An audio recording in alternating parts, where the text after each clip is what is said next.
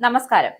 മാസങ്ങളായി നിലനിൽക്കുന്ന പശ്ചിമേഷ്യൻ സംഘർഷങ്ങൾക്കു ശേഷം പരസ്പരം അവകാശവാദങ്ങളുമായി സജീവമാവുകയാണ് ഇറാനും അമേരിക്കയും. ഇപ്പോൾ അതാ ഇരു രാജ്യങ്ങളും തമ്മിൽ വാക്പോര് നടത്തുകയാണ്. ആണവ വിഷയത്തിലാണ് ഇരു രാജ്യങ്ങളുടെയും ചേർച്ചയില്ലായ്മ എത്തിയിരിക്കുന്നത്. അതായത് യുദ്ധത്തെ തുടർന്ന് സമാധാനത്തിനായി എത്തിയ ഇരു രാജ്യങ്ങളും പരസ്പരം വിട്ടു നൽകാനുള്ള ഒരു മനസാന്നിധ്യം കാണിക്കുന്നില്ല എന്നതാണ് വാസ്തവം. ട്രംപിന്റെ നാവാണ് പ്രശ്നങ്ങൾക്ക് കാരണമായി തീരുന്നത്.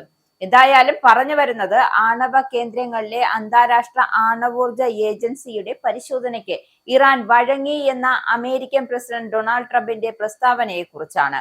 അതായത് ചർച്ച നടന്നിരുന്നില്ല എങ്കിൽ ഇനിയും രക്തം വീഴുമായിരുന്നു എന്നാണ് ഇറാൻ പാർലമെന്റ് സ്പീക്കറുടെ മറുപടി. അതായത് ഈ ആണവ ചർച്ച ഇറാൻ നിഷേധിക്കുന്നുണ്ട് എങ്കിലും അമേരിക്ക ആവർത്തിച്ച് വ്യക്തമാക്കുകയാണ്.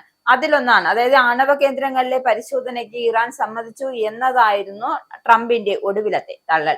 നിലവിൽ ഇറാൻ പാർലമെന്റ് നിയമം മൂലം വിലക്കുകയായിരുന്നു എന്നും ആണവ കേന്ദ്രങ്ങളിലെ IAEA പരിശോധന അപ്പോ ഇറാന്റെ മരവിപ്പിച്ച ഫണ്ട് വിട്ടു നൽകുന്നത് അമേരിക്കയ്ക്ക് ഗുണം ചെയ്യുന്ന തരത്തിലാണ് നൽകുക എന്നാണ് മറ്റൊരു അമേരിക്കൻ വാദം. എന്തായാലും അമേരിക്കൻ ട്രഷറി എസ്ക്രോ അക്കൗണ്ടുകൾ മാറ്റുന്ന പണം ഉപയോഗിച്ച് അമേരിക്കൻ ഉൽപ്പന്നങ്ങൾ വാങ്ങാൻ വിനിയോഗിക്കേണ്ടി വരും എന്നാണ് അമേരിക്കയുടെ ഇപ്പോഴത്തെ നിലപാട്. 1200 കോടി ഡോളറാണ് ഇത്.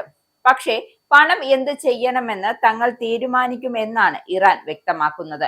ഹോർമൂസ് തങ്ങൾ നിയന്ത്രിക്കാമെന്നും ഇറാൻ ആവർത്തിച്ചു വ്യക്തമാക്കുമ്പോൾ സ്വതന്ത്രമാക്കണം എന്നതാണ് അമേരിക്കയുടെ നിലപാട്. കരാർ പാലിച്ചില്ല എങ്കിൽ ചെയ്യേണ്ടത് ചെയ്യുമെന്നാണ് ട്രംപിന്റെ വക ഭീഷണിയും.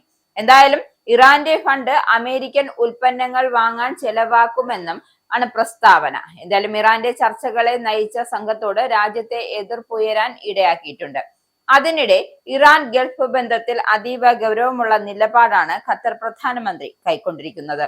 ഇറാൻ അയൽ രാജ്യമാണെന്നും മേഖലയുടെ സ്ഥിരതയ്ക്കും സുരക്ഷയ്ക്കും ഇറാനുമായി ചർച്ച അനിവാര്യമാണ് എന്നാണ് ഷെയ്ഖ് മുഹമ്മദ് അബ്ദുൾ റഹ്മാൻ ജാസിം അൽത്താനി വ്യക്തമാക്കുന്നത്. ഗൾഫിന് പുതിയ സുരക്ഷാ ചട്ടക്കൂടും ഒറ്റക്കെട്ടായ കാഴ്ചപ്പാടും വേണമെന്നും ഖത്തർ പ്രധാനമന്ത്രി വ്യക്തമാക്കുന്നുണ്ട്. American state secretary UAE, Bahrain, Qatar രാഷ്ട്രങ്ങൾ നടത്തുന്ന സന്ദർശനം ഇറാൻ അമേരിക്കൻ ചർച്ചകൾ ഗൾഫ് നയം സംബന്ധിച്ച് സുപ്രധാനമായാണ് കണക്കാക്കപ്പെടുന്നത്.